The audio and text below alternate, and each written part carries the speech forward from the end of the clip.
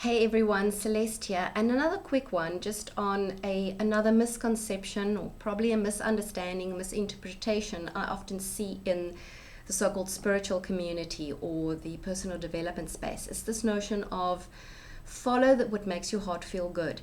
Now that is all good. It's great, and it comes from probably what Joseph Campbell meant in the hero's journey when he said follow your bliss. The thing is, most people think, and that's what I encounter, most people think following good means following your heart and what makes you feel good means it must be easy, it must be comfortable, it must be just smooth. And I want to say just change that to what feels in alignment, because what you need to do in terms of your purpose, what you're here to do, your work on this earth, and there is work on this planet, and I don't mean it in a traditional sense of being enslaved and just working away and just not having a life. Your purpose, your work here may not always be every day the easiest, the smoothest, the things that's just when there's no push for you. You may have to have discipline to step up and do the same thing, the harder task, you may have to step up and do this. You may have to apply some discipline and do the things that don't feel so comfortable. You may have to have courage to do something that doesn't feel so easy to do.